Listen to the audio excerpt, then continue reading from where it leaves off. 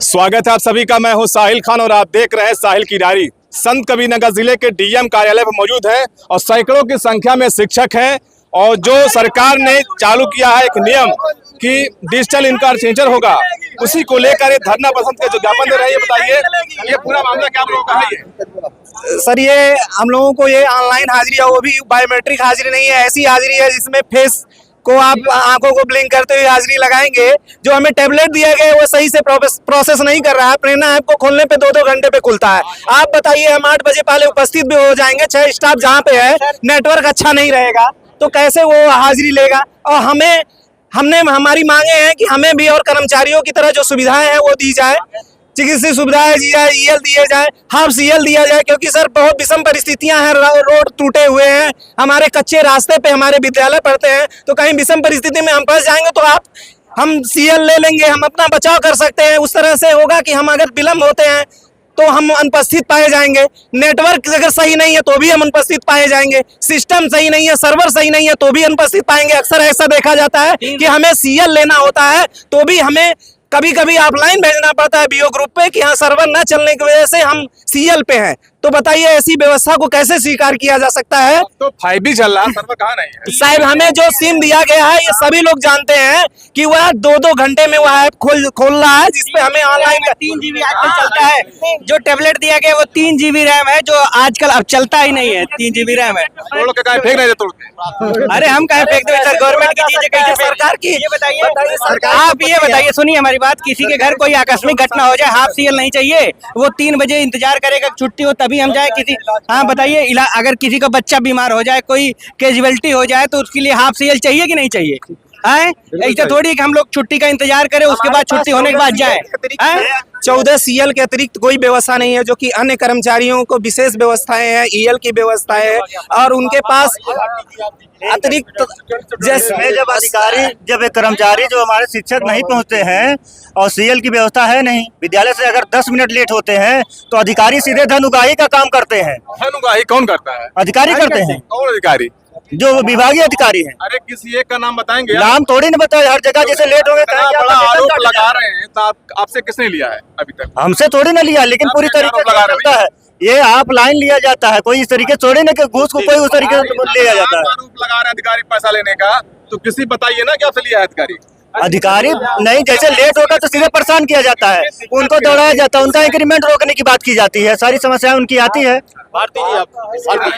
दिक्कत क्या है बताइए?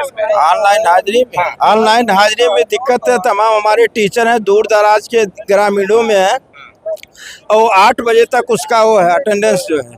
8 बजे के बाद 8:01 पर वो बंद हो जाता है और फिर हम जाते हैं कहीं हमारे पास सब्जी खरीदना है, सिलेंडर नहीं है, तमाम चीज़ें हैं जो है, कहीं नेटवर्क नहीं है, तो प्रॉब्लम अगर 8 बजे हम नहीं पहुंचेंगे तो वो लाख हो जाएगा। 7 बजे आपके बच्चे की परीक्षा गोरखपुर में होती है, खैलाबाद से पहुंच जाते हैं और नौकरी ले पाएंगे? नौकरी करेंगे जो है, लेकिन जो है परीक्षा 1 दिन की होती है और हम जो है जैसे आप गए जो है तमाम समस्याएं, हमको सब्जी खरीदना, सिलेंडर नहीं है, आदि हो गया है, हमारा एक्सीडेंट हो गया तो हम कैसे पहुंचेंगे? नहीं, आप बताइए। बात बताइए, जो वर्तमान में विद्यालय का जो उसमें जो उसका जीपीएस लोकेशन है उसके अकॉर्डिंग अटेंडेंस लगने हैं।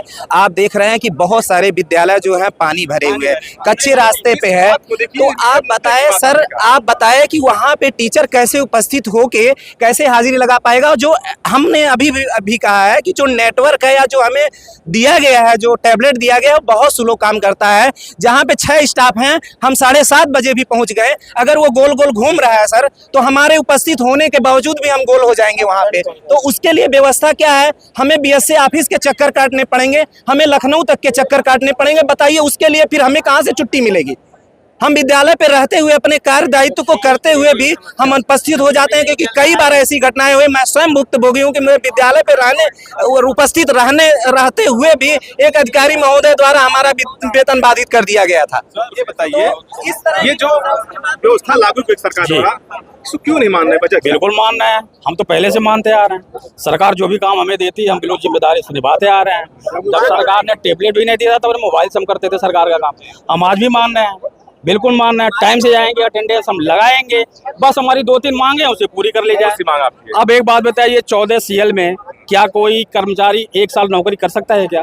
आप मुझे जवाब दे दीजिए। हमें सिर्फ 14 CL मिलता है, हमें गर्मी की छुट्टी मिलती है जो हमारी किसी काम की नहीं होती। मैं कहता हूँ गर्मी की छुट्टी, ठंडी की छुट्टी में जो तुम ट्रेनिंग कराते हो मार्च में, फरवरी में, बच्चों को हम विद्यालय छोड़ के आके ट्रेनिंग देते हैं, वो जो हमारी जो ट्रेनिंग है वो आप करा लो ना जून में, आप जनवरी में करा लो, हम उसे देने के लिए तैयार हैं। आपको लग रहा है कि शिक्षक बैठ के पैसा लेगा जून में और जनवरी में? मत दीजिए, आप ट्रेनिंग कराइए बुला करके। कम से कम बच्चों का नुकसान तो नहीं होगा। हमें कुछ नहीं चाहिए, हमें 15 हाफ CL दे दो आप, और क्या चाहिए बताइए ना। बताइए संत कबीर नगर कितने शिक्षक हैं? संत कबीर नगर में कितने शिक्षक हैं? डेटा मेरे पास तो है नहीं, मुझे लगता है 4,500 में आप मुश्किल 400-500 लोग पहुंच रहे हैं। जी क्यों ऐसे क्यों? ऐसा कुछ नहीं है। देखिए संगठन नर्वस नहीं है कुछ है? नहीं, बिल्कुल नहीं। संगठन यहाँ पे तो आज 2 जगह कार्रवाई कर रहा है। एक वहाँ BSA ऑफिस के साथ वहाँ जाएगा, वहाँ भी भिड़े हुए होंगे, वहाँ भी लोग होंगे। कुछ लोग यहाँ हैं, कुछ लोगों का संकुल की वो लगा दी गई है, ट्रेनिंग लगा दी गई है, वो डाइट में बैठे हुए हैं। जैसे मैं डाइट में था, अभी तक मैं लौट के वहाँ से आ रहा हूँ। मैं तैयार हूँ अटेंडेंस देने के लिए, बिल्कुल। मत सोचिए कि कोई शिक्षक तैयार नहीं है, सारे शिक्षक तैयार है। क्या मांग रहा है वो? 15 हाफ CL मांग रहा है। 14 CL आप देते हो, हाफ दे दो, और 30 दिन 31 दिन जो भी आपसे नहीं होता 20 दिन का EL दे दो आप। और बताइए ना, इसके अलावा मुझे कुछ नहीं चाहिए। सरकार ने व्यवस्था क्या लगाई है हाजिरी की? हाजिर की व्यवस्था कुछ नहीं, सही व्यवस्था बढ़िया है, उसका कोई बुराई नहीं, कुछ नहीं लगाई है। अटेंडेंस का पहले टाइम था कि 8 बजे आपको देना था, उसने आधा घंटा और समय दे दिया, कोई बात नहीं, हमें जरूरत नहीं है, हम 8 बजे ही लगाएंगे। हम 8 बजे जाते हैं, 8 बजे लगाएंगे। अब उन्होंने कह दिया कि आपको पूरे दिन लगाना, पहले टाइम था। समस्या क्या है, पहले ऐसे जब CL के लिए जब ऑनलाइन की बात आई थी तो हमें कहा गया था पूरे दिन CL ले सकते हो जब आपको आवश्यकता हो। अभी क्या टाइम बांध दे दिया कि 9 बजे के बाद आप CL नहीं ले सकते। क्या मतलब है? आप दबाव किस लिए बना रहे हो? CL भटक गया नहीं, CL बार नहीं, मामला अटका है हाफ CL और EL पे, इसके अलावा कुछ नहीं चाहिए मुझे। तो देखिए फिलहाल सरकार जो है सख्त है और शिक्षक भी अड़े हुए हैं, मानने को तैयार नहीं है। यहाँ पर भी कुछ शिक्षक उनसे ही पूछेंगे कि आखिर किस बात को लेकर वो यहाँ पहुंचे हुए हैं। ये जो आप लोग यहाँ पहुंचे, मामला पूरा क्या है? मामला अटेंडेंस का मामला है।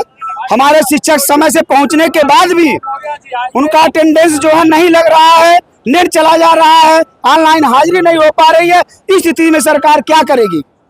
उस दिन हमारा वेतन काटेगी, ये कतई बर्दाश्त नहीं किया जाएगा। आने वाले समय में जो भी तिथि निर्धारित किया गया है, अगर सब अध्यापक गुरु अगर जाते हैं लखनऊ तो 100% सफाई कर्मचारी भी इनके साथ जाने का काम करेगा, आह्वान करेगा।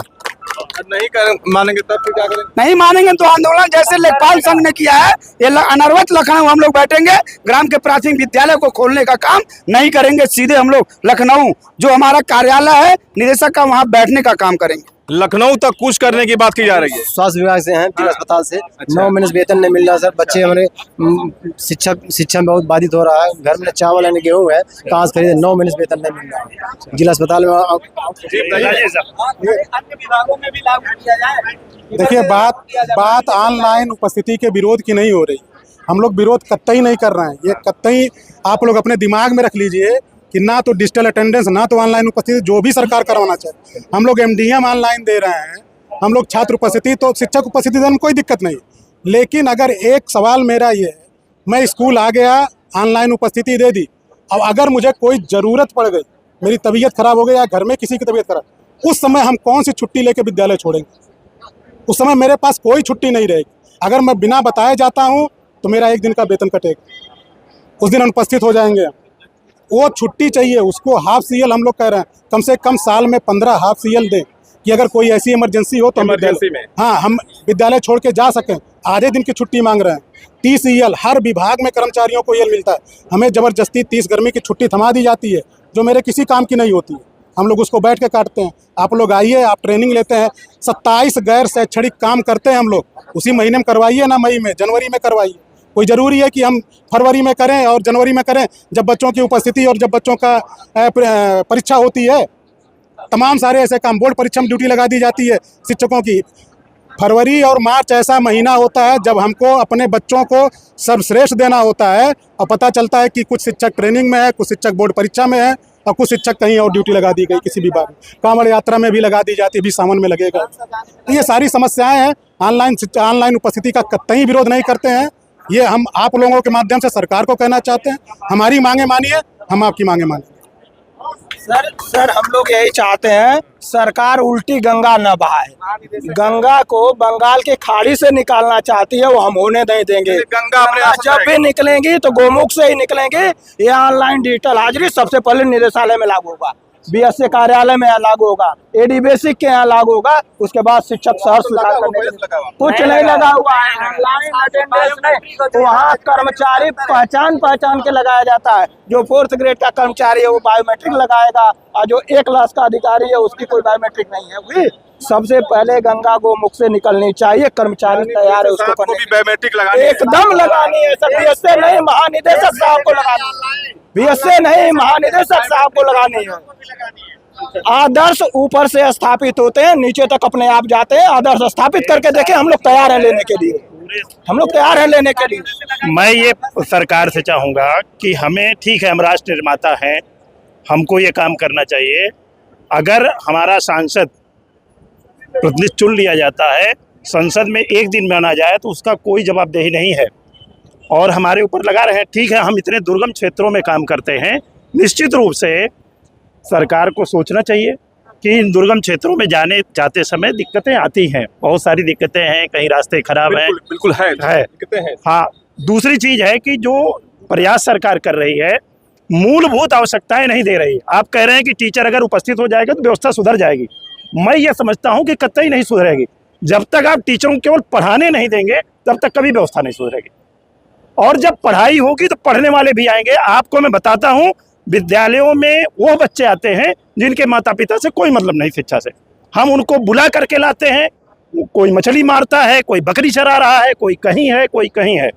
हमको कॉन्वेंट से जोड़ करके तमाम समाज में भ्रांतियां फैलाई जा रही हैं कि कॉन्वेंट के 10,000 का टीचर पढ़ाता है। मेरी योग्यता पे 70,000 80,000 सरकार देती है।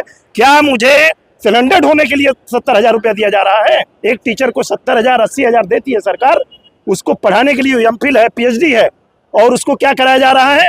आज आपको सिलेंडर लाना है, आज सब्जी लाना है, आज कांवड़ यात्रा की व्यवस्था करनी है।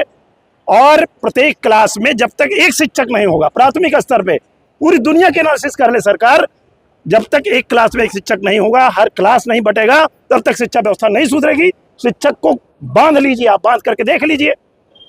1-2% लापरवाही है निश्चित रूप से। और मैं गवर्नमेंट से जवाब मांगता हूं कि अगर शिक्षक को बायोमेट्रिक लगाई जा रही है तो जितने भी कर्मचारी हैं, हमको 1000 लोग गवर्न करते हैं, हमारा निरीक्षण करते हैं, उनकी जरूरत क्या है जब हम उससे बांधे जा रहे हैं? लेकिन सरकार तो मानने तैयार नहीं, मानने को तैयार नहीं है तो समझे, तो हमारी बात तो समझे। हम भी मानेंगे नहीं, हम भी मानने वाले नहीं हैं। हमारी वार्ता होनी चाहिए सरकार से, हमारे प्रतिनिधियों से वार्ता होनी चाहिए। बायोमेट्रिक लगा देने से अगर शिक्षा व्यवस्था सुधर जाए तो सरकार लगा दे। सर, ये बेसिक शिक्षा बहुउद्देशीय कर्मी बना दिया गया टीचर को। टीचर बहुउद्देशीय कर्मी है, वो शिक्षक है ही नहीं है। और हमारी लगातार ना पढ़ाई करने से समाज में भ्रांति फैलती है कि 70,000 का टीचर कुछ नहीं पढ़ा रहा। मैं अच्छा करते हैं। मैं एक टीचर हूं, कहीं 2 टीचर है, कहीं 3 टीचर हैं। मैक्सिमम विद्यालयों में 2-3 टीचरों से ज्यादा नहीं है, और सरकार 3 टीचर से 5 क्लास पढ़ा रही है। ये सामने खड़े हैं, मैं खुद दो टीचर हूं, और 1000 रोज प्रशिक्षण होता है, रोज प्रशिक्षण होता है। मैं प्रश्न करता हूं सरकार से कि बेसिक शिक्षा में रोज प्रशिक्षण कराए जाते हैं, जो कि वेल एजुकेटेड है, उसके पास बहुत सारे प्रशिक्षण हैं। और जो जितने प्राइवेट सेक्टर के विद्यालय हैं जहां पर इंटर हाई स्कूल पास भी लोग पढ़ा रहे हैं, जिनका कोई मानक नहीं, आरटी एक्ट के अनुसार तो आप टेट पास ही पढ़ाएगा, लेकिन वहां क्या आप लागू कर रहे हैं? वहां हर क्लास में टीचर है, वो बच्चे को टच कर रहा है। जनता में वो विश्वास में है कि नहीं पढ़ाया जाता है।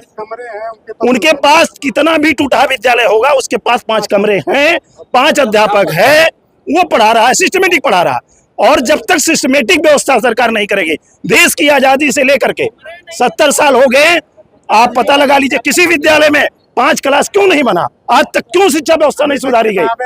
अभी तक किताबें नहीं पहुंची, पूरे साल भर किताबें नहीं आती हैं, उस पर कोई उस पर कोई अब किताब भी नहीं पहुंची अभी तक, ये हाल है। सर जैसे